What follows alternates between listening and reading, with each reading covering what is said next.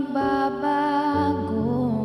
Ikaw lang ang ibigin ko kahit ikaw ay lumayo at masaktan.